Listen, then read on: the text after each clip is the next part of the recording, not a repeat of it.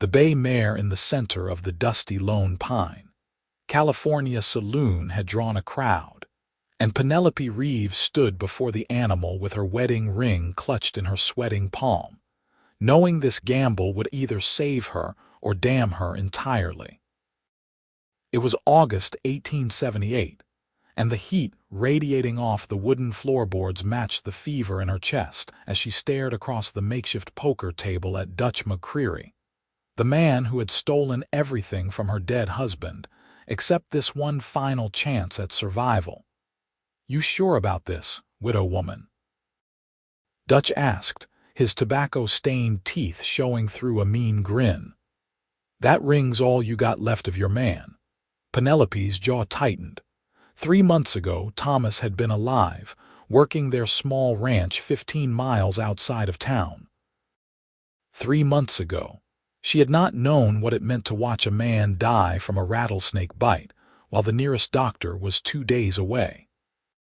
3 months ago, she had not been forced to sell everything they owned piece by piece to pay the debts Thomas had hidden from her, debts to this very man sitting across from her now. "I am certain," she said, her voice steady despite the trembling in her hands. She was 24 years old, and she refused to beg. Dutch had offered her one chance. He had acquired a bay mare, a beautiful creature with strong legs and intelligent eyes, the kind of horse that could make the difference between survival and starvation in this unforgiving territory. The mare was worth $200, maybe more. Dutch said he would play her one hand of poker. If she won, the mare was hers. If she lost, he would take the ring and she could work off her remaining debts in his saloon, which everyone knew meant something far worse than serving drinks. The cards were dealt. Penelope had learned poker from her father before he died, back in Missouri before she had married Thomas and moved west with dreams of land and prosperity. Her fingers moved automatically, arranging the cards. A pair of 8s, not good but not hopeless. She watched Dutch's face looking for tells. He was confident, almost bored. She asked for 2 cards, he asked for 1, the new cards came. She picked them up slowly. Another 8, 3 of a kind. "Well," Dutch said, spreading his cards. 2 pair, queens and 5s. Penelope laid down her 3 8s and the room erupted. Men shouted and slapped their hands on tables. Dutch's face went red, then purple. "That is not possible," he snarled. "You saw the deal yourself," the bartender said quickly. "It was fair, Dutch. She won." For a moment, Penelope thought Dutch would overturn the table, would refuse to honor the bet. His hand moved toward his gun belt and the room went silent. Then a voice cut through the tension like a knife through butter. "I saw the whole thing. She won fair and square." Penelope turned to see a tall cowboy stepping forward from the crowd. He was perhaps 26 or 27, with sun-darkened skin and eyes the color of creek water after rain. He wore dusty chaps and a faded blue shirt, and there was something in the way he carried himself that suggested he was not a man to be trifled with. "You calling me a cheat, Axel?" Dutch said, his voice dangerous. "I am calling you a man who just lost a bet," the cowboy named Axel replied calmly. "And I am suggesting you honor it before you make yourself look worse than you already do." Dutch stared at Axel for a long moment. Whatever he saw in the cowboy's face made him reconsider his next move. He shoved back from the table, nearly knocking over his chair. "Take the damn horse," he spat at Penelope. "But your debts are not settled. You still owe me $80, and I will have it one way or another." He stormed out of the saloon, his men following behind him like loyal dogs. Penelope stood there, her legs suddenly weak, her wedding ring still clutched in her hand. The bay mare stamped her hoof, and the sound brought Penelope back to herself. "Thank you," she said, turning to the cowboy. "I do not know what he would have done if you had not spoken up." Axel shrugged, but his eyes were kind. "Dutch is a bully. Bullies back down when someone stands up to them, usually." He glanced at her hand, at the ring she was slipping back onto her finger. "You gambled everything for that horse." "I need her," Penelope said simply. "I have land, but I cannot work it without a horse. I sold everything else to pay Thomas's debts, but Dutch kept adding interest, kept finding new charges. This mare is my chance to make something of the ranch, to survive." Axel studied her for a long moment.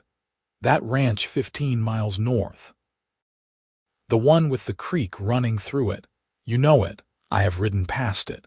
Good land if you can manage it." He paused. "But $80 is a lot of money. Dutch will not forget about it." Penelope lifted her chin. "I will find a way to pay him. I always do." The cowboy's expression shifted into something she could not quite read. "You should not have to gamble your wedding ring for a horse, and you should not have to face men like Dutch alone." He seemed to come to a decision. "My name is Axel Xander. I work the cattle drives, but I am between jobs right now. If you need help with that ranch, I could work for you for a few weeks, just until you get on your feet." Penelope stared at him, surprised. "I cannot pay you. Did I ask for pay?" He smiled then, a real smile that crinkled the corners of his eyes. "I have enough to get by for a while, and I do not like the idea of you going back to that ranch alone, not with Dutch angry and looking for revenge." Something in her chest loosened, a knot she had not realized she was carrying. "Why would you help me? You do not even know me." Axel looked at the bay mare, then back at her. "Let us just say I admire someone who is willing to risk everything for a chance at something better. Besides, I lost someone too. I know what it is like to be alone." The words hung between them, heavy with unspoken understanding. Penelope made her decision quickly, the way she had learned to do since Thomas died. "All right, but only until I can manage on my own. I will not be in debt to anyone else." "Deal," Axel said, extending his hand. She shook it, feeling the calluses on his palm, the strength in his grip. They left the saloon together, Axel leading the bay mare while Penelope walked beside him. The afternoon sun was brutal, turning the main street of Lone Pine into a wavering mirage of heat and dust. The town sat in the Owens Valley, surrounded by mountains that looked purple in the distance. It was beautiful and harsh at the same time, much like everything about life out here. "What will you call her?" Axel asked, nodding at the mare. Penelope ran her hand along the horse's neck, feeling the warm, solid reality of her.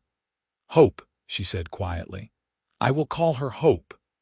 They walked in silence for a while, heading toward the livery where Axel's own horse was stabled. Penelope used the time to study him from the corner of her eye. He was tall and lean, with the kind of build that came from hard physical work. His hat was pushed back slightly, showing brown hair that was a bit too long, curling at his collar. There was a scar above his left eyebrow, faded but noticeable. "You said you lost someone," she ventured carefully. "If you do not mind my asking." Axel was quiet for so long she thought he would not answer. Then, "My wife and daughter. Cholera 3 years ago. We were in Kansas heading west. They did not make it past the first winter." The pain in his voice was raw, immediate. Penelope understood that kind of grief, the kind that never really healed but just became part of you. "I am sorry," she said, and meant it. "Me too." He cleared his throat. "But life goes on, right? That is what everyone says. You keep moving, keep working, keep breathing. Eventually it hurts a little less." "Does it?" Penelope asked. "Hurt less, I mean. Some days," Axel admitted. "Other days it feels like it just happened yesterday, but you learn to carry it. You do not have a choice." They reached the livery and Axel made arrangements for both horses. Penelope watched him work, noting the easy confidence with which he handled the animals, the way he checked their hooves and teeth automatically, making sure they were sound. This was a man who knew horses, who understood them. "We should head out before it gets much later," he said. 15 miles is a good ride, and we do not want to be on the trail after dark if we can help it." Penelope nodded. She had walked into town before dawn that morning, desperate and determined. The idea of riding back on hope, with someone beside her, felt almost too good to be true. They set out as the sun began its descent toward the mountains. The trail was rough, following the base of the Sierra Nevada range, winding through sage and scrub brush. Penelope rode Hope, getting used to the mare's gait, the way she responded to the reins. The horse was well-trained, responsive, everything Penelope had hoped for. Axel rode beside her on his own mount, a sturdy roan gelding named Red. They talked occasionally, sharing small pieces of their stories. Penelope learned that Axel had been born in Texas, had worked cattle since he was 14, had married his sweetheart when he was 22. He had been a widower longer than he had been a husband. In turn, she told him about Missouri, about her father's farm, about meeting Thomas at a church social, and believing him when he said they would build something wonderful in California.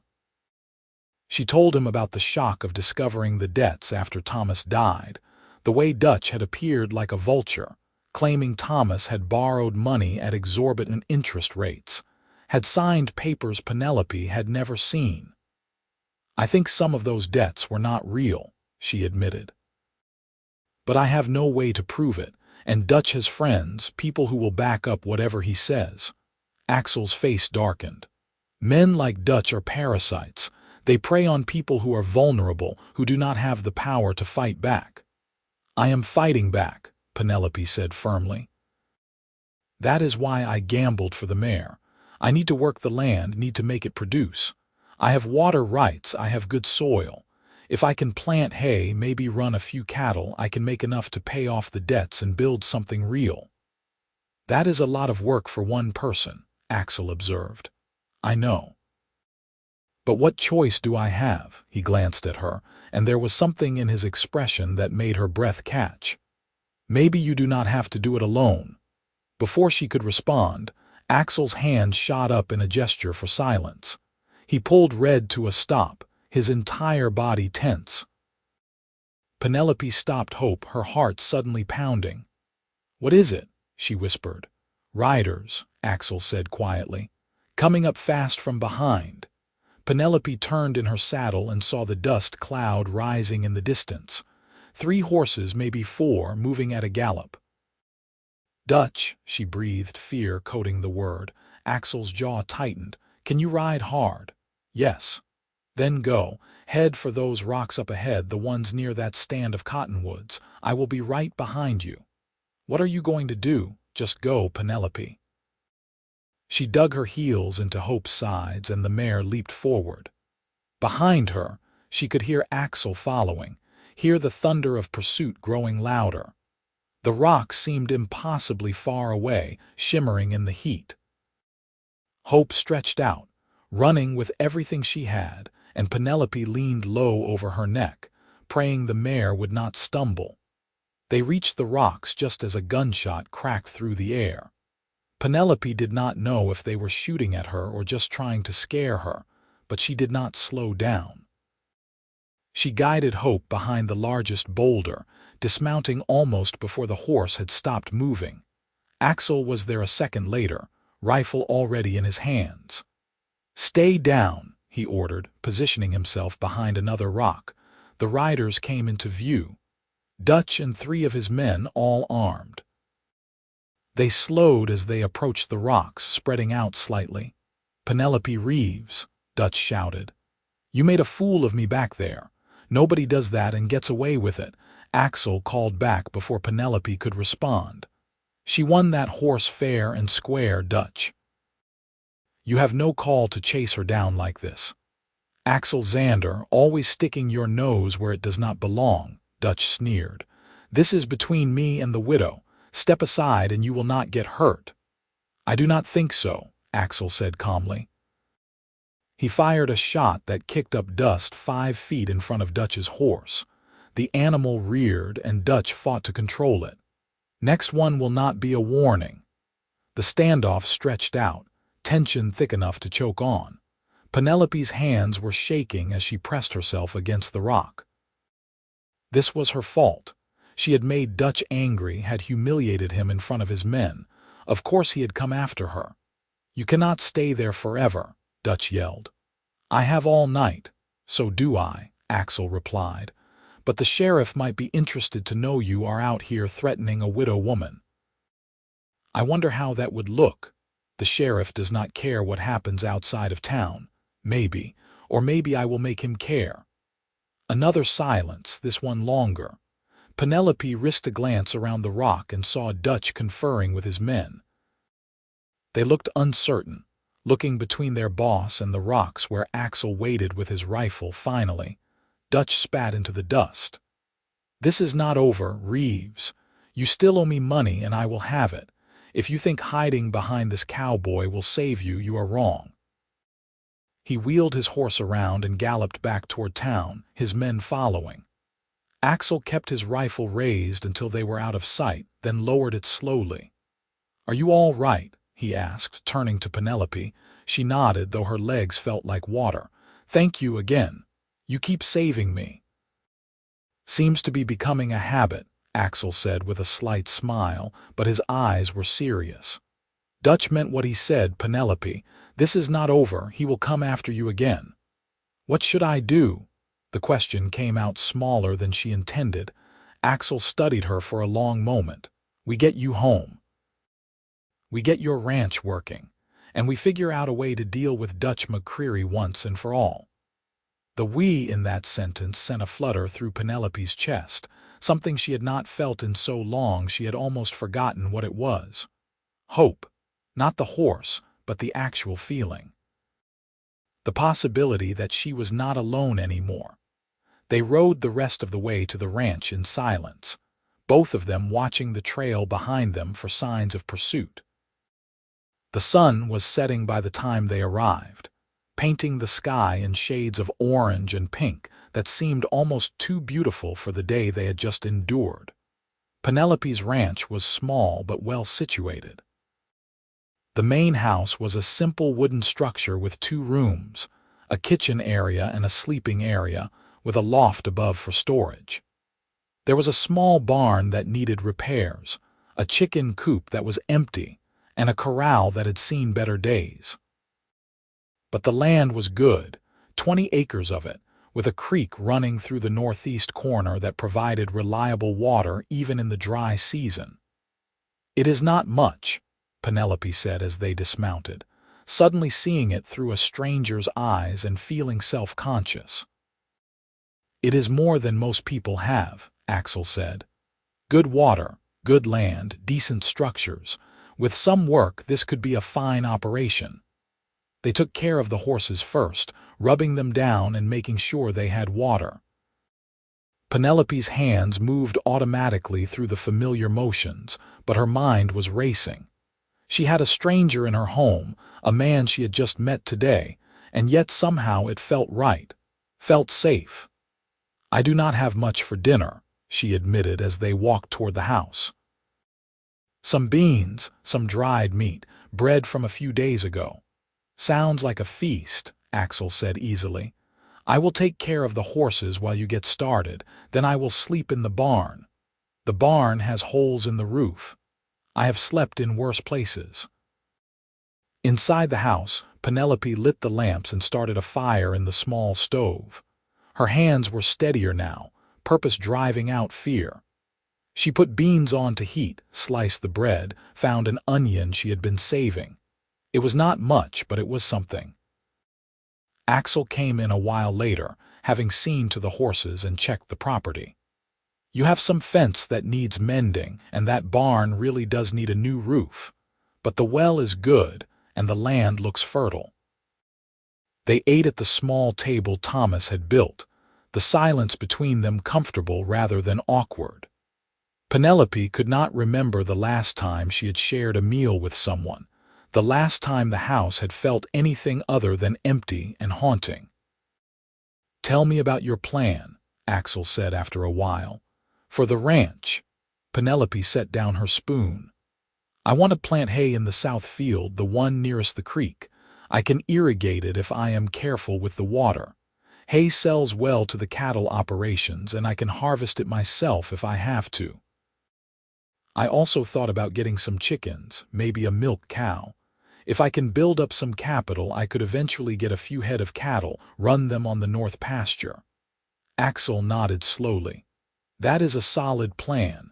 But planting hay means plowing first. Do you have a plow? Thomas sold it before he died, to pay one of the debts.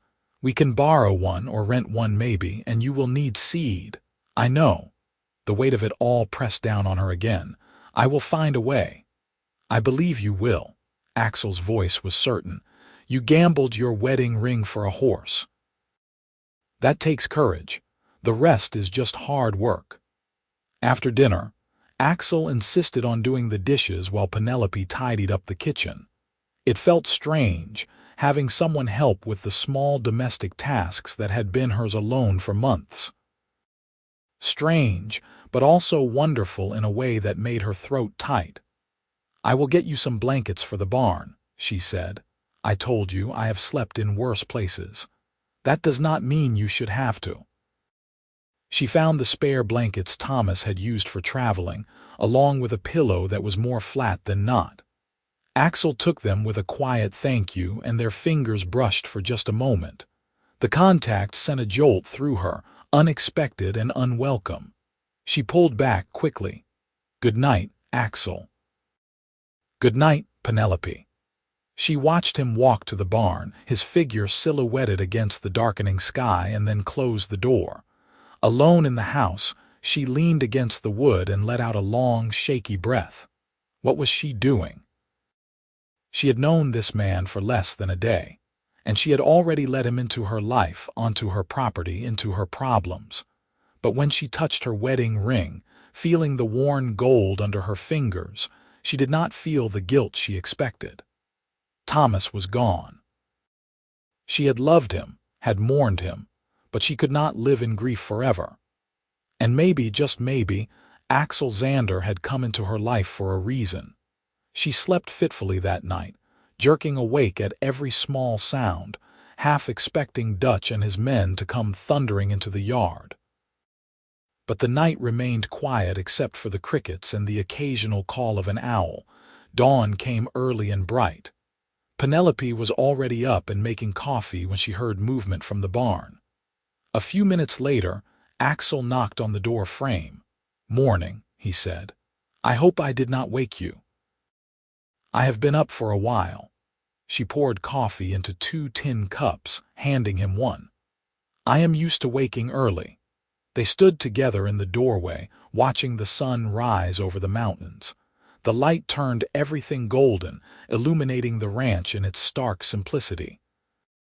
But Penelope tried to see it the way Axel had described it last night, not as a failure or a burden, but as potential. Where do we start? She asked. Axel smiled, the expression transforming his entire face. We start with the fence, then we figure out the rest. They worked side by side all that day, mending fence posts and restringing wire. The work was hard and hot, the sun beating down without mercy. Penelope's hands were blistered by midday, her back aching. But Axel worked beside her, never complaining, never suggesting she should rest while he continued. He treated her as an equal partner, and that meant more to her than she could express. During breaks, they talked.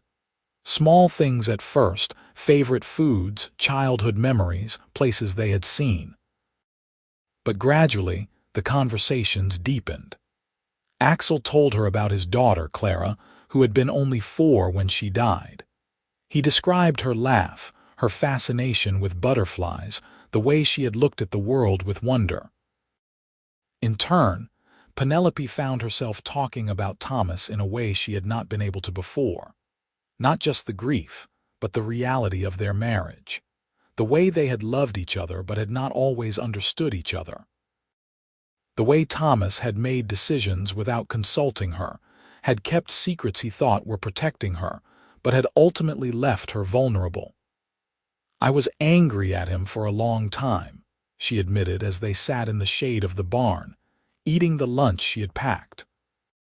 For dying, yes, but also for leaving me in such a terrible position. For not trusting me enough to tell me the truth about the debts. Anger is part of grief, Axel said. I was angry at my wife too. Angry that she got sick. Angry that she did not fight harder to stay alive.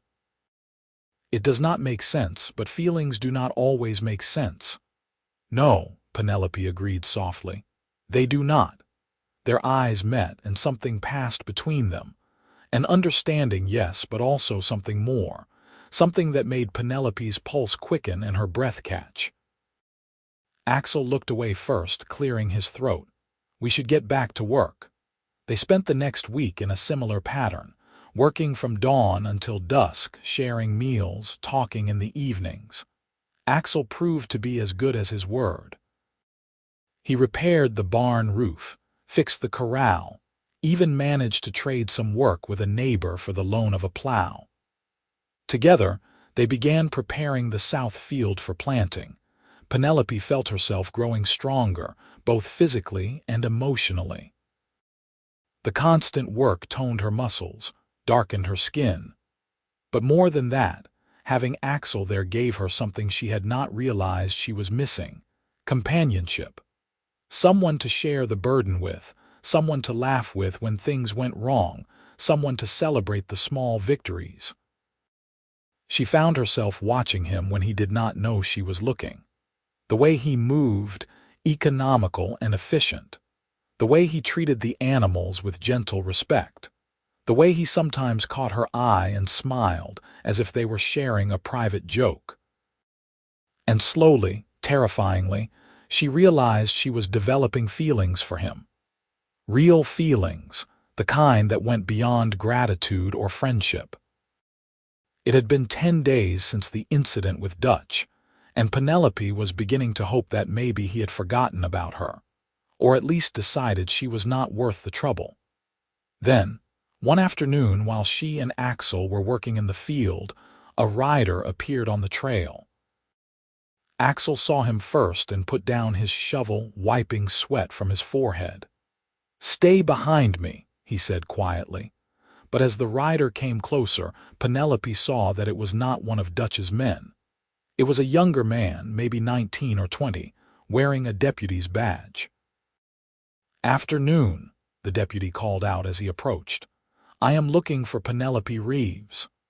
"I am Penelope Reeves," she said, stepping forward despite Axel's protective stance. The deputy dismounted, pulling a folded paper from his saddlebag. "I have been instructed to deliver this to you, madam." "It is a summons." Penelope took the paper with shaking hands. "A summons for what?" "You will need to read it yourself, madam, but you are required to appear before Judge Henderson in Lone Pine 3 days from now. That would be Monday, August 26th. He tipped his hat and remounted, riding away before Penelope could ask any more questions. She unfolded the paper, her heart sinking as she read. "What does it say?" Axel asked, coming to stand beside her. "Dutch is suing me," Penelope said, her voice hollow. "He claims I owe him not $80, but $200. He says he has documents proving Thomas borrowed more than I knew about, and he is demanding immediate payment or seizure of my property." Axel's face went dark with anger. "That is ridiculous. He cannot just make up debts." "He can if he has papers, even if they are forged." Penelope felt the old fear creeping back, threatening to overwhelm her. "If Judge Henderson sides with him, I could lose everything. The land, the house, all of it." "We will fight it," Axel said firmly. "We will get a lawyer, we will present our side." "With what money?" Penelope's voice cracked. "I have nothing, Axel. I spent everything I had just surviving these past months. I cannot afford a lawyer." She sank down onto the ground, the paper crumpling in her fist. All the work they had done, all the progress they had made, and it could all be taken away by a judge's decision. Axel knelt beside her, his hand on her shoulder. "Listen to me. You are not going to lose this ranch. I will not let that happen." How can you stop it?" He was quiet for a long moment, and when he spoke, his voice was careful. "I have some money saved, not a lot, but enough. I could pay off the debt, the real debt, $80. Penelope looked up at him, shocked. "I cannot ask you to do that. You are not asking, I am offering." "Why?" The question burst out of her. "Why would you do that for me? You barely know me." Axel's hand moved from her shoulder to cup her face, and the gentleness of the gesture made her want to cry. "Because I care about you, Penelope. These past 10 days, working beside you, talking with you, I have felt more alive than I have in 3 years. You make me remember what it is like to hope for things, to want things." He paused, his thumb brushing across her cheek.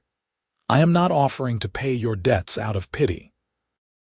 I am offering because I do not want to see you hurt, and because I want to keep waking up every morning knowing I will see you." Penelope stared at him, her heart hammering so hard she thought he must be able to hear it. "Axel, I do not know what to say. Say you will let me help. Say you will go to that hearing on Monday and fight for what is yours. And say that maybe when this is all over you might consider letting me stay. Not as a hired hand, but as someone who wants to build a life here with you." The tears came then, hot and fast, but they were not tears of despair. They were something else entirely, something that felt almost like relief. "Yes," she whispered. "Yes to all of it." Axel smiled, that wonderful, transformative smile, and then he was kissing her. It was soft and careful, full of question and hope. Penelope kissed him back, her hands clutching the front of his shirt, anchoring herself to him. When they finally pulled apart, both of them were breathing hard. Axel rested his forehead against hers. "We will figure this out," he said. "Together." "Together," Penelope repeated, and the word felt like a promise. The next 3 days passed in a blur of preparation.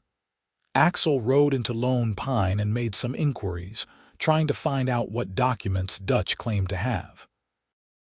Meanwhile, Penelope went through every paper Thomas had left behind, looking for anything that might help her case. She found something on Saturday evening. A letter from Thomas to his brother in Missouri, dated just 2 weeks before his death. In it, Thomas mentioned that he owed Dutch McCreary $50, not $80, and certainly not $200.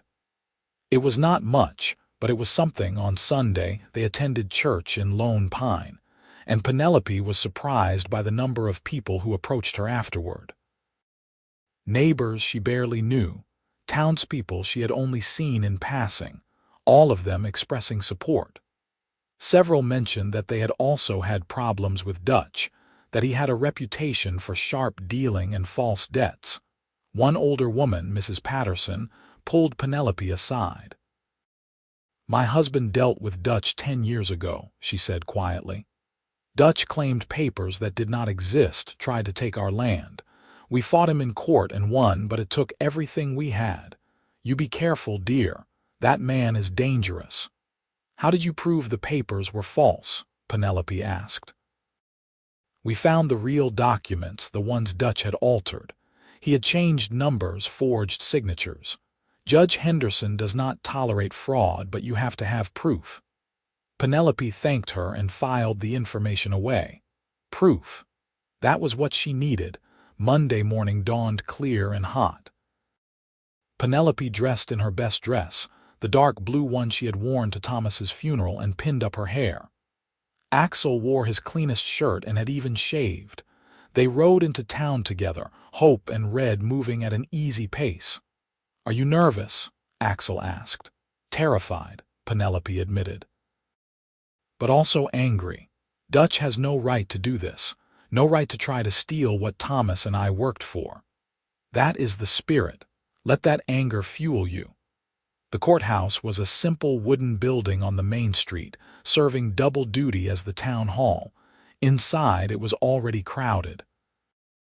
Dutch sat on one side with 2 men Penelope did not recognize, both wearing suits that looked expensive and out of place in Lone Pine. Lawyers, she realized. He had brought lawyers. Judge Henderson was a stern-looking man in his 60s, with white hair and sharp eyes. He called the court to order promptly at 9 o'clock. "This is a civil matter," he announced. "Dutch McCreary versus Penelope Reeves regarding debt collection. Mr. McCreary, present your case." One of Dutch's lawyers stood, a thin man with a pencil mustache. "Your Honor, my client has presented clear documentation that the late Thomas Reeves borrowed $200 from Mr. McCreary over the course of 18 months. The terms of the loan specified repayment within 60 days of Mr. Reeves's death. Mrs. Reeves has failed to make any payment, and we are therefore requesting full repayment plus interest or seizure of property to satisfy the debt." He handed a sheaf of papers to the judge. Henderson studied them carefully, his face giving nothing away. "Mrs. Reeves," the judge said finally. "How do you respond to this claim?" Penelope stood, her legs shaking. Axel gave her an encouraging nod from where he sat behind her. "Your Honor, I do not dispute that my husband owed Mr. McCreary money, but the amount is in question. My husband's own letters indicate the debt was $50, not $200. Furthermore, Mr. McCreary has been collecting on this debt for 3 months, during which time I have sold nearly everything I own to pay him. I have given him over $70 already." "Do you have proof of these payments?" the judge asked. Penelope's heart sank. "No, Your Honor. Mr. McCreary said receipts were not necessary between neighbors." Dutch's lawyer jumped on that immediately. "If there are no receipts, Your Honor, then there is no proof these alleged payments ever occurred. We have only Mrs. Reeves's word, which must be weighed against the documented evidence my client has provided." Judge Henderson frowned. "Mrs. Reeves, do you have any documentation at all to support your claim?" "I have this letter, Your Honor." Penelope handed over the letter from Thomas to his brother. "It clearly states the debt was $50. The judge read it, then looked up. "This is a personal letter, Mrs. Reeves. While it suggests the debt may have been smaller, it is not a legal document, and it is dated several weeks before Mr. Reeves's death. It is possible he borrowed additional funds after writing this letter." Penelope felt hope slipping away. She had nothing else, no other evidence. Then Axel stood. "Your Honor, if I may." Judge Henderson looked surprised. "And you are Axel Xander, Your Honor. I am a friend of Mrs. Reeves." He paused. "I was also present in Dutch McCreary's saloon 3 months ago when he first approached Mrs. Reeves about the debt. At that time, he claimed she owed $80, not $200. You are willing to testify to that under oath?" the judge asked. "I am, Your Honor." Dutch's face had gone red. His lawyer conferred with him quietly, then stood again. "Your Honor, Mr. Xander's testimony is irrelevant. What was said in a casual conversation has no bearing on the legal documents my client possesses." "Perhaps," Judge Henderson said slowly, "but it does raise questions. Mr. McCreary, can you explain why you told Mrs. Reeves the debt was $80 if your documents show $200? Dutch stood, his voice defensive. "I was being kind, Your Honor. I told her she only needed to pay $80 immediately and we would work out terms for the rest." "I see. And yet you did not mention these terms to Mrs. Reeves." "She did not give me a chance. She has been avoiding me." "That is not true," Penelope interjected. "I came to his saloon multiple times to make payments. He never once mentioned any additional debt." The judge held up his hand for silence. He studied the documents again, his expression thoughtful. "Mr. McCreary, these documents you have provided. Some of these signatures do not look quite right. This one here, dated January of this year, is supposedly signed by Thomas Reeves, but the handwriting looks different from this other document, dated the previous month." Dutch's lawyer spoke quickly. "People's handwriting varies, Your Honor." Perhaps Mr. Reeves was ill when he signed the later document. Perhaps. The judge looked directly at Dutch. Or perhaps someone altered these documents after the fact. The courtroom erupted in murmurs. Dutch shot to his feet. "That is an outrageous accusation. Your Honor, I demand an apology." "You are not in a position to demand anything, Mr. McCreary." Judge Henderson's voice was ice. "I have seen cases like this before, men who prey on widows, who forge documents and manipulate debts, and I do not tolerate it in my courtroom." He turned to Penelope. "Mrs. Reeves, I am dismissing this case. Mr. McCreary has failed to provide convincing evidence of the debt he claims. Furthermore, his conflicting statements raise serious questions about his honesty." Penelope felt like she might collapse with relief. Beside her, Axel reached out and squeezed her hand, but the judge was not finished. "Mr. McCreary, I am ordering you to repay Mrs. Reeves any money she gave you in good faith. If she says it was $70, then that is what you will pay. You have 1 week to deliver the funds to this court, and I will ensure she receives them." "This is an outrage," Dutch shouted. "You cannot do this." "I just did. And Mr. McCreary, if I hear of you harassing Mrs. Reeves again, or if I discover that you have been engaging in fraud, I will see you in jail. Do I make myself clear?" Dutch looked like he wanted to argue further, but his lawyers grabbed his arms and hustled him out of the courtroom. Penelope stood there, stunned, barely able to process what had just happened. "Mrs. Reeves," the judge said more gently, "I am sorry for what you have been through. Your husband was a good man, and he did not deserve to have his name dragged through the mud like this. I hope you can make a success of that ranch." "Thank you, Your Honor," Penelope managed. "Thank you so much." Outside the courthouse, Penelope finally let herself break down.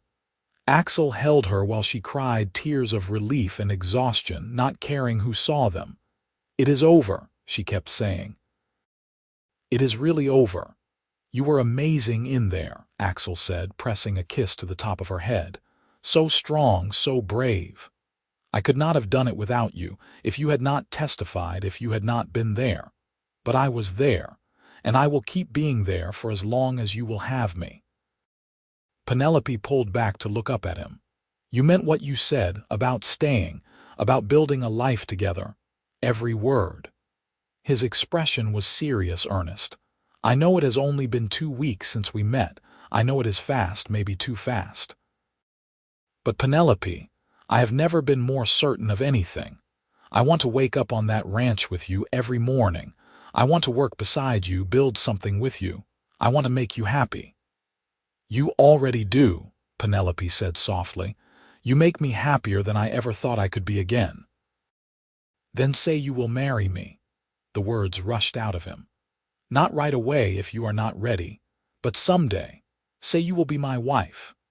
Penelope looked at this man who had come into her life like a miracle, who had stood by her and fought for her and made her remember what it felt like to hope.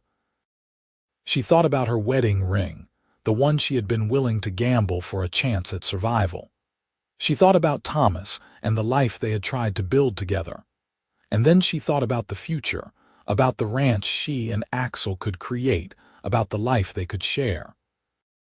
It would not be easy. Nothing about life in the West was easy, but it would be real and it would be theirs. "Yes," she said, laughing and crying at the same time. "Yes, I will marry you." Axel swept her up and spun her around, right there in the middle of the street, not caring who saw or what they thought. When he set her down, he kissed her thoroughly, making promises with his lips that his words had already spoken.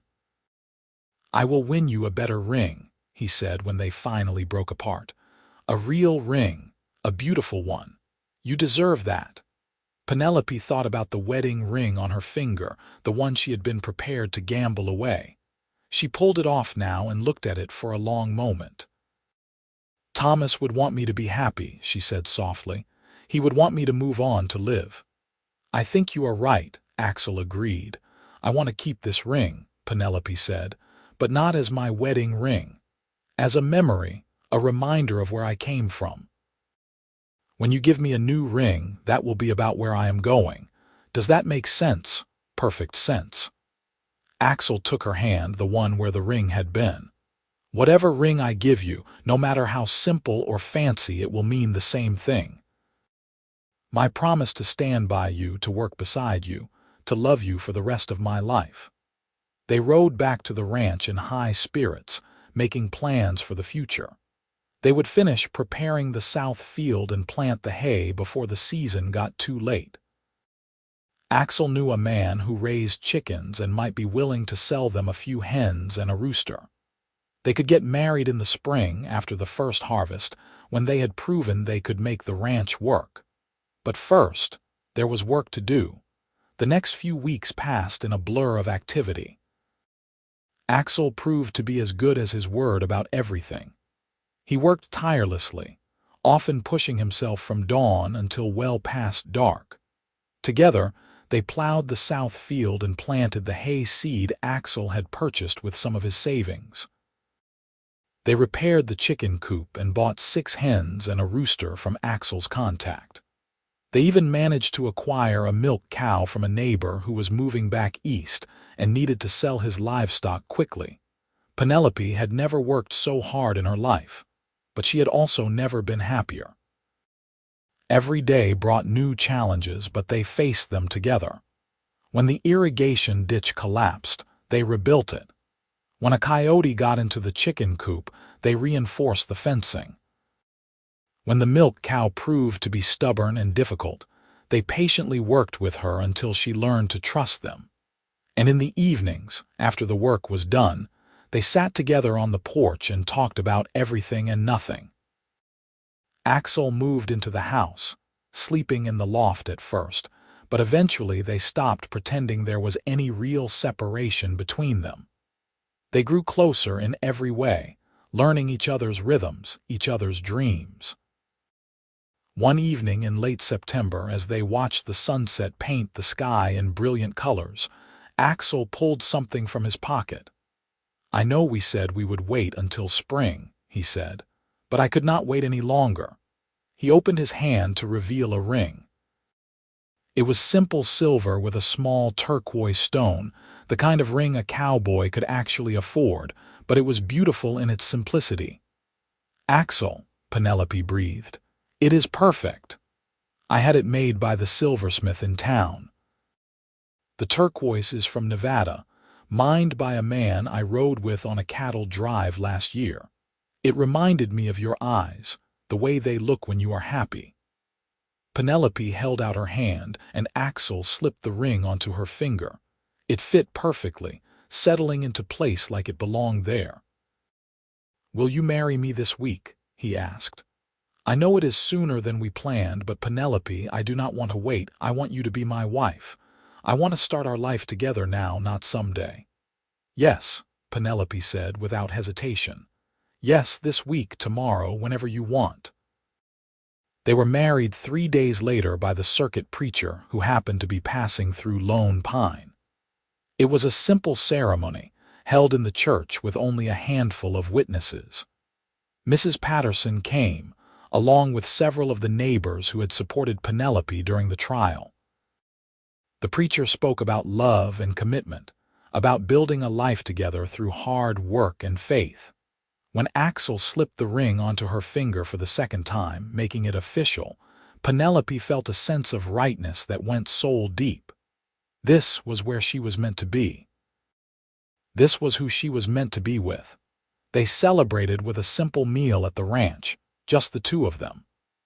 Axel had surprised her by preparing her favorite foods, simple though they were: fresh bread, beans cooked with onions and bacon, and even a small cake he had convinced Mrs. Patterson to help him bake. "To my wife," he said, raising a cup of coffee and a toast. "The bravest, most beautiful woman I have ever known." "To my husband," Penelope replied, her voice thick with emotion. "The man who taught me to hope again." That night, lying in Axel's arms in the bed they now shared, Penelope felt a peace she had not known since before Thomas died. Maybe longer than that. This felt different from her first marriage. Deeper, somehow. Built on a foundation of true partnership and mutual respect. "I love you," she whispered into the darkness. "I love you too," Axel replied, his arms tightening around her.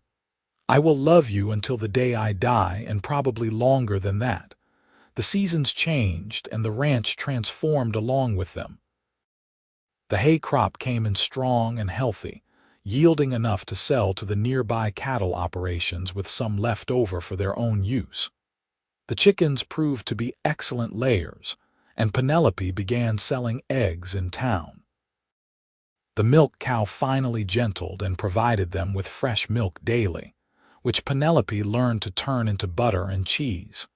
With the money from the hay crop and Dutch's repayment, which the judge had indeed forced him to deliver, they were able to purchase 3 young heifers and a bull. It was the start of a small herd, but it was a start. Dutch himself seemed to have learned his lesson. Penelope occasionally saw him in town, but he always looked away quickly, avoiding any contact. She heard through the rumor mill that Judge Henderson had investigated his business practices and found several other instances of suspicious debt collection. Dutch had been forced to make restitution in multiple cases, and his reputation was ruined. The saloon was struggling, and there was talk that he might have to sell. Penelope could not quite bring herself to feel sorry for him. Winter came, and with it a different kind of work. They spent the cold months making repairs and improvements to the property, preparing for the next growing season. Axel proved to be skilled with woodworking, and he built new furniture for the house. A proper table with matching chairs, a rocking chair for the porch, shelves for Penelope's books and supplies. They talked often about their plans for the future. Axel wanted to expand the herd slowly and carefully, building up quality rather than just quantity. Penelope wanted to plant a vegetable garden in the spring, maybe even some fruit trees if they could find good stock. They both wanted to add on to the house eventually, creating more space for the family they hoped to have, and they talked about children. It was a tender subject for Axel, who still carried grief for the daughter he had lost. But slowly, carefully, he opened himself to the possibility of being a father again. "I am afraid," he admitted one night. "Afraid of loving someone that much and losing them again." "I understand," Penelope said, taking his hand, "but we cannot live our lives in fear of loss. We have to trust that we will have time, that we will have joy, and whatever happens, we will face it together." "Together," Axel echoed and kissed her. Spring arrived with its promise of renewal, and Penelope discovered she was pregnant. The news came as both a joy and a terror. She had never been pregnant before, and the nearest doctor was still 2 days away. But Mrs. Patterson, who had helped deliver half the babies in the valley, promised to be there when the time came. Axel was overjoyed and terrified in equal measure. He became even more protective of Penelope, trying to prevent her from doing any heavy work. She had to remind him repeatedly that she was pregnant, not an invalid, and that the work still needed to be done. "I will not lose you," he said fiercely. "I cannot lose you." "You will not lose me," Penelope assured him. "I am strong, and this baby is strong. We will be fine." The months of pregnancy passed in a blur of preparations and continued work on the ranch. They planted the south field with hay again, and this time added a vegetable garden near the house. The cattle herd grew when 2 of the heifers gave birth to healthy calves. The ranch was prospering in ways Penelope had only dreamed of a year ago. On a warm November night, with Axel holding her hand and Mrs. Patterson directing everything with calm competence, Penelope gave birth to a son. He came into the world squalling and red-faced, perfect in every way. "A boy," Mrs. Patterson announced, placing the baby in Penelope's arms. "A big, healthy boy." Axel stared down at his son with tears streaming down his face. "He is beautiful," he whispered. "Penelope, he is beautiful." "What should we name him?" Penelope asked. They had discussed names but had not settled on anything definite. Now, looking at her husband's face, Penelope knew what the name should be. "What about Thomas Axel?" she suggested gently. "Thomas for my first husband, who brought me west and gave me this land, and Axel for you, his father." Axel looked at her with so much love it was almost painful. "Are you sure?" "I am sure. Thomas would be honored, and our son will carry both legacies forward." They named him Thomas Axel Xander, and he was called Tommy from the start. He was a good baby, healthy and happy, with his father's eyes and his mother's determination. Axel proved to be a wonderful father, patient and gentle and endlessly devoted. The years that followed were not without challenges. There were droughts and hard winters, sick animals and failed crops. There were times when money was tight and the future seemed uncertain. But Penelope and Axel faced every challenge together, their partnership only growing stronger with each obstacle overcome. They added on to the house when Tommy was 2, creating a proper bedroom for him and a second room for future children. A year later, Penelope gave birth to a daughter they named Clara after Axel's first daughter. It was a healing for Axel, a way of honoring the past while embracing the future. The ranch continued to grow and prosper. Their cattle herd expanded to 20 head, then 30. They became known in the valley for producing quality beef and excellent hay.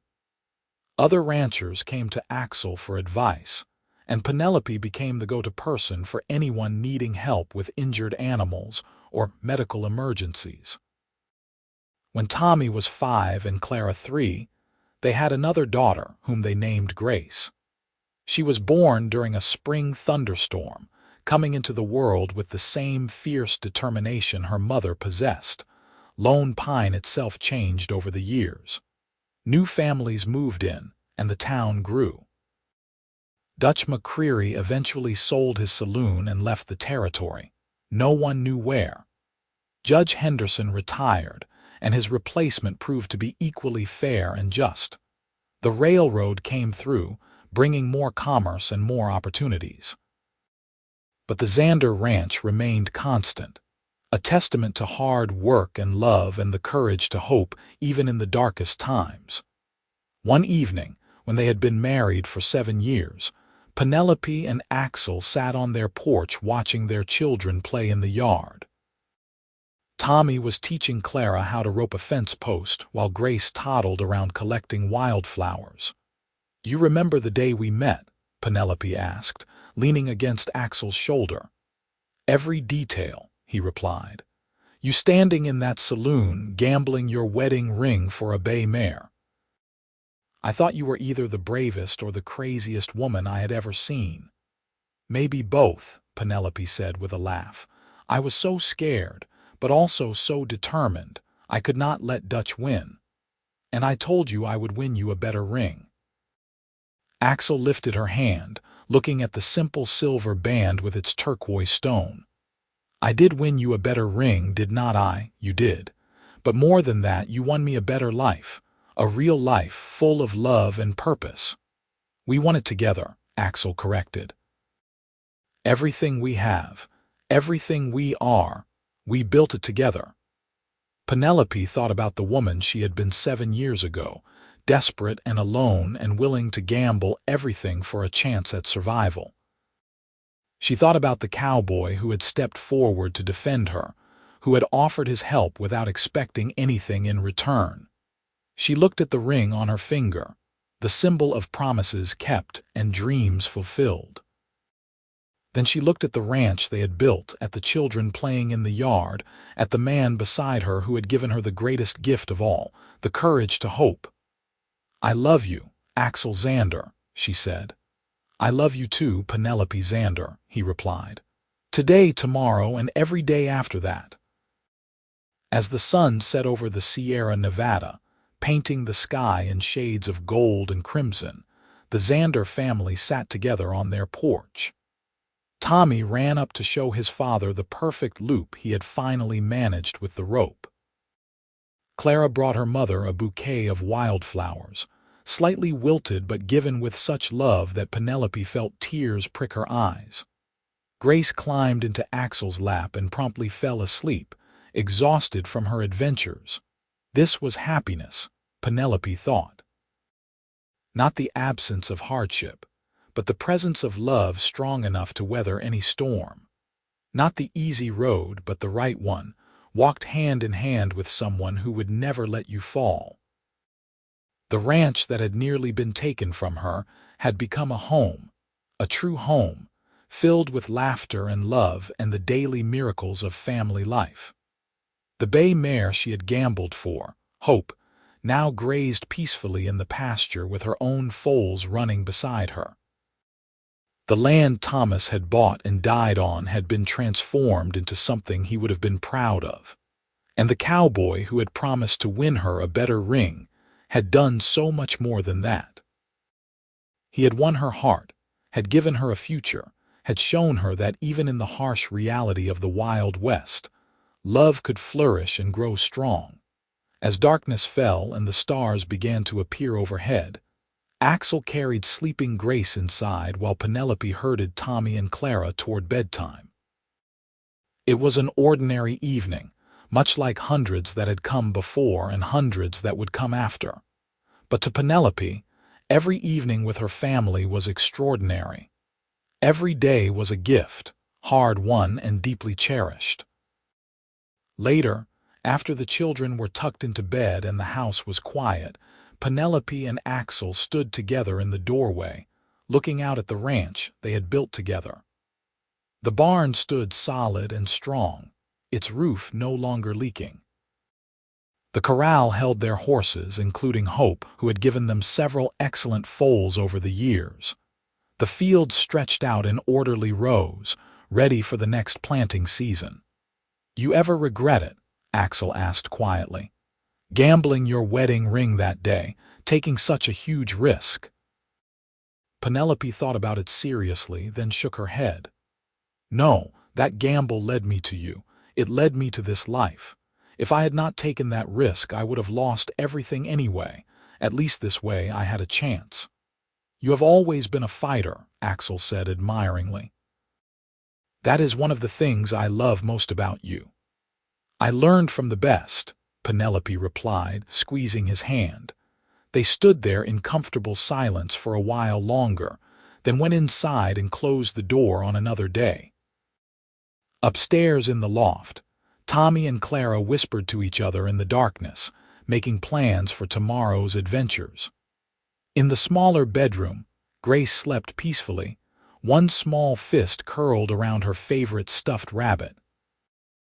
The house settled into its nighttime rhythms, creaking gently as the wood contracted in the cooler air. Outside, Hope whinnied softly to her foals. In the distance, a coyote howled at the rising moon and another answered from the far hills. Life continued its eternal cycle in the Owens Valley, seasons turning from spring to summer to autumn to winter and back again. The Xander family grew and changed with each passing year. Tommy grew tall and strong like his father, learning the ways of cattle and horses with natural aptitude. Clara developed her mother's quick mind and determination, along with a gift for healing that suggested she might become a doctor someday if given the chance. Grace, the youngest, proved to be the most adventurous of the three, always climbing higher, running faster, pushing boundaries with cheerful determination. She had her father's smile and her mother's courage, and she approached life with a joy that was infectious. More years passed, bringing both sorrows and celebrations.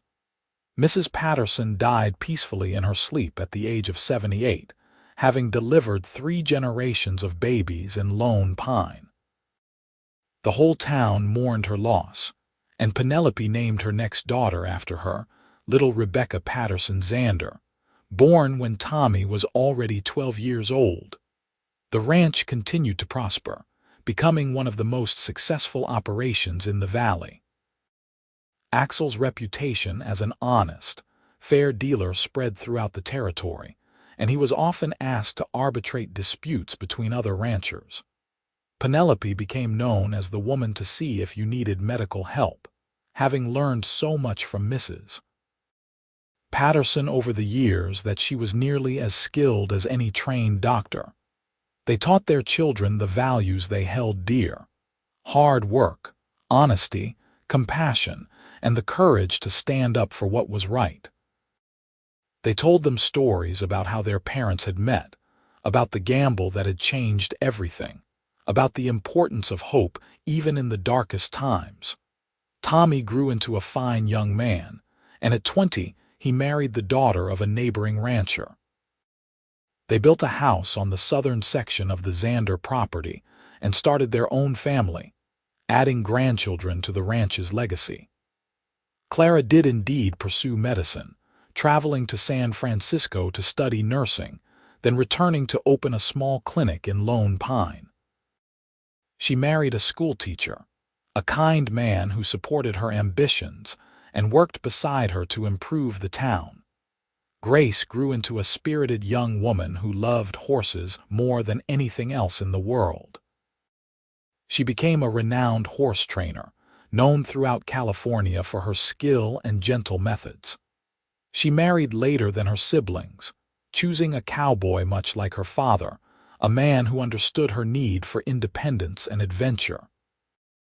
Rebecca, the youngest, inherited her mother's business sense and her father's way with animals. She took over much of the day-to-day management of the ranch as Penelope and Axel grew older, proving herself more than capable of carrying on the family legacy. The years turned into decades. Penelope's hair went gray, then white. Axel developed a slight limp from an old injury that never quite healed right, but they remained devoted to each other, still holding hands on the porch swing, still making each other laugh with shared memories and private jokes. On their 30th wedding anniversary, their children and grandchildren gathered at the ranch for a celebration. There were more than 20 people present, 3 generations of family that had all stemmed from that one desperate gamble in a Lone Pine saloon so many years ago. Tommy stood to make a toast, his own children clustered around him. "To my mother and father," he said, raising his glass, "who taught us that love is not just a feeling but a choice you make every single day, that hard work and hope can overcome any obstacle. That family is the greatest treasure we can ever possess."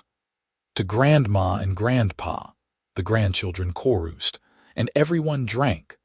Later, when the party had wound down and most people had gone home, Penelope and Axel sat together on their porch as they had done thousands of times before.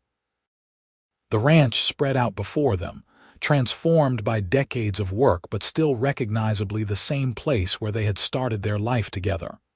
30 years, Penelope mused. It has gone so fast. Best 30 years of my life, Axel replied.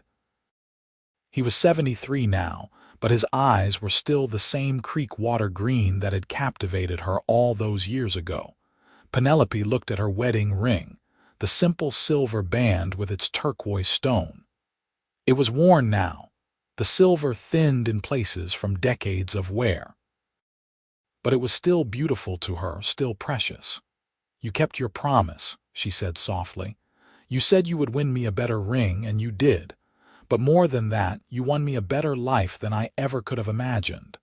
"We won it together," Axel said, as he always did. "Everything good in my life I owe to you, to your courage that day in the saloon, to your willingness to take a chance on a broken-down cowboy with nothing to offer but his heart." "Your heart was everything," Penelope said, leaning against him. "It still is." They sat in comfortable silence as the sun set, painting the sky in familiar shades of gold and pink.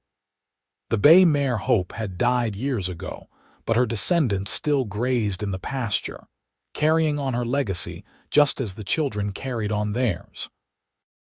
Penelope thought about the woman she had been at 24, widowed and desperate and alone.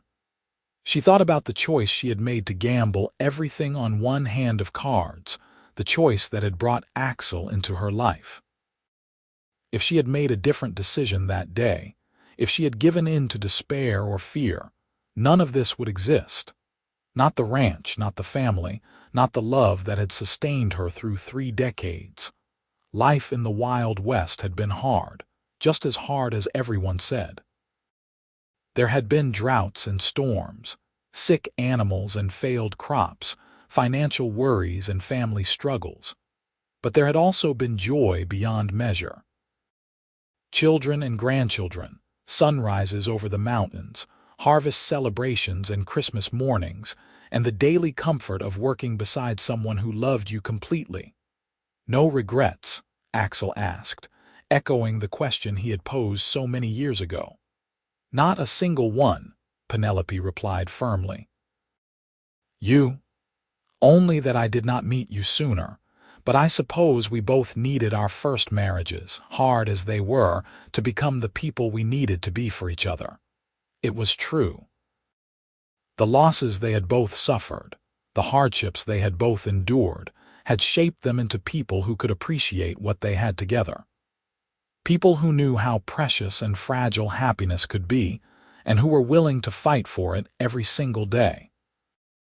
As the stars began to appear overhead, Penelope felt a deep sense of contentment settle over her. This was what she had gambled for on that hot August day in 1878. Not just a horse, but a chance at life. A real life, full and rich and meaningful. And she had won. The next morning, Penelope woke early as always. Axel was already up, having gone out to check on the animals. She made coffee and started breakfast, her hands moving through the familiar routines with practiced ease. Through the window, she could see Rebecca directing the ranch hands, her capable management ensuring that everything ran smoothly. Axel came in for breakfast, stomping his boots on the porch to shake off the dust. He kissed her cheek as he passed, another familiar routine, one she never tired of. "Tommy is bringing the grandchildren over this afternoon," he said. "Wants to teach the oldest one to rope." "Just like you taught him," Penelope said with a smile. The circle continues. They ate breakfast together, discussing the day's work and the week's plans. It was ordinary, domestic, beautiful in its simplicity.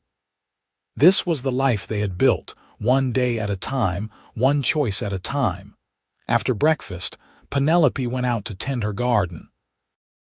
It had grown over the years from a simple vegetable patch to an impressive spread that supplied not just their family, but also the town market. She had a gift for growing things, coaxing life from the sometimes difficult California soil. As she worked, pulling weeds and checking on the ripening tomatoes, she thought about all the seeds she had planted over the years. Not just in the garden, but in her children, her grandchildren. Seeds of hope and courage, of kindness and determination. Those seeds had taken root and flourished, creating a legacy that would outlast her. That afternoon, as promised, Tommy arrived with his children. Penelope watched from the porch as Axel patiently taught his grandson the basics of roping, just as he had taught Tommy decades ago. The boy was frustrated at first, the rope not doing what he wanted, but Axel's calm encouragement kept him trying. "It takes practice," Axel said. "Anything worth doing takes practice and patience, but you will get it, I promise." The boy tried again, and this time the loop settled perfectly over the fence post. His shout of triumph made everyone laugh, and Axel ruffled his hair with obvious pride. "You are a natural, just like your father," Axel said. Penelope felt tears prick her eyes. These moments, these simple family moments, were what made life worth living. Not grand gestures or major events, but the everyday magic of watching your family grow and thrive. As the afternoon wore on, and the children played in the yard, Penelope and Tommy sat together on the porch steps. "I never thanked you properly," Tommy said quietly, "for being brave enough to gamble for that horse. If you had not done that, if you had given in to Dutch McCreary, none of this would exist. I would not exist." Penelope took her son's hand. "I did what I had to do. What any mother would do for her children, even children she did not know she would have yet. You and Father taught us so much," Tommy continued. "About courage and perseverance, about love and partnership. I try to be the kind of husband to my wife that Father is to you. The kind of father to my children that you both were to us." "You are doing wonderfully," Penelope assured him. "Your father and I are so proud of you, of all of you." They sat in comfortable silence for a while, watching the sun move across the sky. Penelope felt the weight of years settling on her shoulders, but it was a good weight. The weight of a life well lived, of love given and received, of legacy created. That evening, after Tommy and his family had left, Penelope found Axel in the barn. He was checking on one of the horses, running his hands over her legs with the careful attention he had always given to the animals in his care. "You remember the first time you saw this barn?" Penelope asked, leaning against the doorframe. "How it had holes in the roof and needed so much work?" Axel straightened, smiling at the memory. I remember thinking that if the barn needed that much work, the rest of the ranch must be in rough shape too. But I also remember thinking that the bones were good, that with effort it could be something special."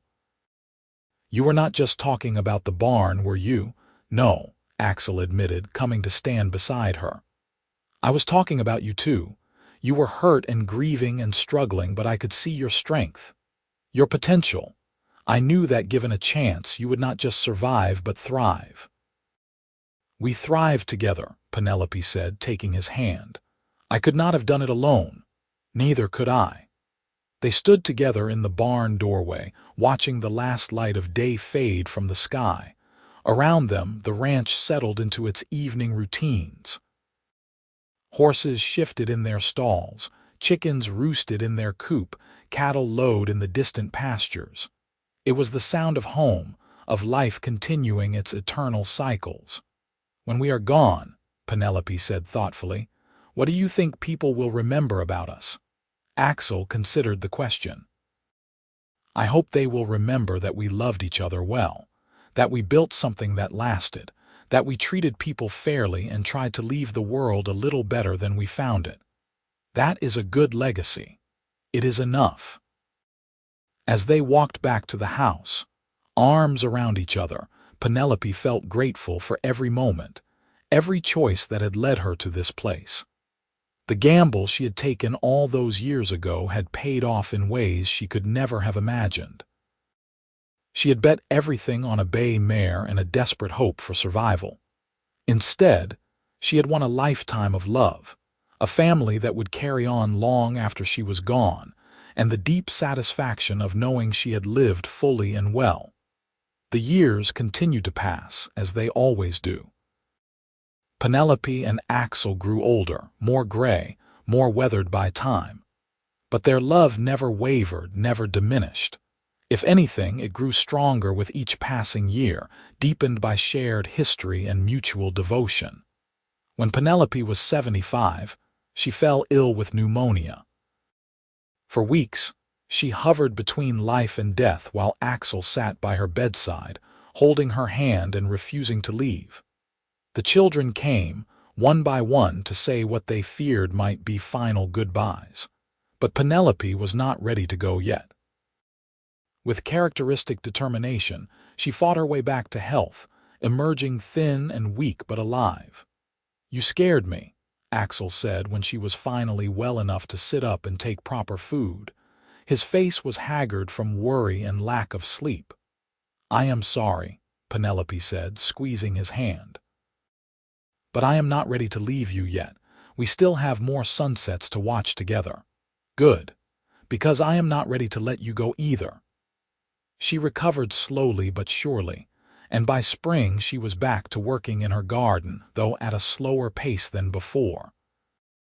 The illness had reminded them both of their mortality, of the fact that their time together would not last forever. They made the most of every day after that. They took walks together around the property, pointing out changes and remembering how things used to be. They sat for hours on the porch, holding hands and talking about everything and nothing. They made sure to tell their children and grandchildren they loved them, often and sincerely. When Penelope was 81 and Axel was 84, they celebrated their 53rd wedding anniversary. The party was smaller than the 30th had been, just immediate family, as they were both too frail for large gatherings now. But it was joyous nonetheless, filled with love and laughter and shared memories. That night, lying in bed in the room they had shared for more than 5 decades, Penelope turned to Axel. "I have had a good life," she said softly, "the best life I could have hoped for." "So have I," Axel replied, his voice thick with emotion. "You gave me that, you gave me everything. We gave each other everything." They fell asleep holding hands as they had every night for 53 years. When morning came, Penelope woke to find Axel still beside her, still holding her hand, but he had passed peacefully in his sleep. The grief was overwhelming, a pain so profound it was physical. Penelope had lost her partner, her best friend, the love of her life. For days she could barely function, could barely breathe through the weight of her loss. But surrounded by her children and grandchildren and great-grandchildren, she gradually found her way back to life. They told her stories about Axel, sharing memories that made her laugh through her tears. They reminded her of everything he had taught them, everything he had given them. And they reminded her that the best way to honor his memory was to keep living, to keep finding joy and purpose in each day. Penelope lived for 3 more years after Axel's death. They were quiet years, spent mostly at the ranch with her family around her. She continued to tend her garden, though she needed help with the heavier work now. She spent hours with her great-grandchildren, telling them stories about their great-grandfather, about the Wild West as it had been in her youth, about the importance of courage and hope. On a warm spring day, surrounded by 4 generations of family, Penelope Xander passed away peacefully in her sleep. She was 84 years old, and she died in the house she and Axel had built together, on the land they had transformed from struggling ranch to thriving legacy. They buried her beside Axel on a hill overlooking the ranch, where they could eternally watch over everything they had created together. The whole town turned out for the funeral, testament to the impact she had made during her long life. At the gathering after the service, Tommy stood before the assembled family and friends to speak about his mother. "My mother taught us many things," he said, his voice strong despite the tears on his face. "She taught us about courage by example, gamming everything she had for a chance at survival. She taught us about hope, naming her horse Hope and never giving up even when things seemed impossible. She taught us about love, building a partnership with my father that lasted over half a century and inspired us all." He paused, looking out at his siblings, his children, his grandchildren. "But most of all, she taught us that we are capable of more than we think, that we can survive hardship and come out stronger. That love is the most important thing we can build, more important than wealth or status or anything else." He raised his glass. "To Penelope Reeves Xander, wife, mother, grandmother, great-grandmother.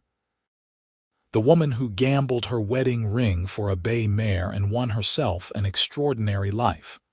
May we all have her courage, her strength, and her capacity for love." "To Penelope," everyone echoed and drank. The ranch continued after Penelope's death, passed down through the generations just as she and Axel had hoped. Tommy took over the main operations with Rebecca's help, and their children learned the business from them just as they had learned from their parents. The story of how Penelope and Axel met became family legend, told and retold at gatherings and celebrations. The tale of the widow who gambled her wedding ring for a horse, and the cowboy who promised to win her a better ring, who ended up giving her so much more than that. Years later, one of Penelope's great-great-granddaughters, a journalist writing a book about California ranching history, found the original rings in a locked box in the attic of the old house. Thomas's simple gold band, worn smooth by time and Penelope's nervous fingers during that fateful poker game, and Axel's silver ring with its turquoise stone, equally worn but still beautiful. She held them carefully, imagining the hands that had worn them, the love they represented. 2 rings, 2 marriages, 2 very different stories, but connected by one woman's courage and one man's devotion, woven together into a legacy that had lasted over a century. The ranch still stood, still thrived, still carried the Xander name. In the pasture, descendants of the Bay Mare Hope grazed peacefully, carrying on the bloodline that had started with such a desperate gamble.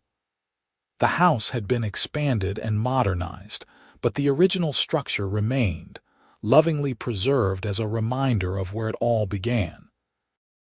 On the hill overlooking everything, 2 simple headstones stood side by side.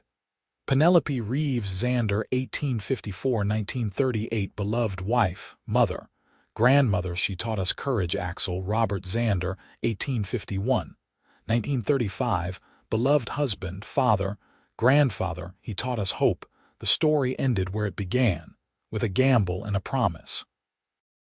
But between those 2 moments stretched a lifetime of love, of hard work, of family, of joy and sorrow, and everything that makes a life truly worth living.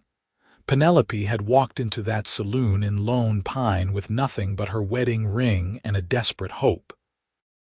She had walked out with a horse, a cowboy by her side, and the first stirring of something she had thought was lost forever. And in the end, she had gained everything that truly mattered: a love that lasted a lifetime, a family that would carry on her legacy, and the knowledge that she had lived bravely, loved deeply, and left the world better than she found it. The Bay Mare had been just the beginning. The better ring had been just a symbol. What really mattered was the life they built together, one day at a time, one choice at a time, with courage and hope and love that never wavered. That was the true story of Penelope and Axel Xander, the widow and the cowboy who found each other in the Wild West and created something that would last far beyond their own lifetimes. It was a story worth telling, worth remembering, worth passing down through the generations as proof that even in the hardest times, love could flourish and hope could triumph. And somewhere in whatever lies beyond this life, 2 souls sat together on a porch swing, watching eternal sunsets and holding hands, still together, as they had promised to be forever.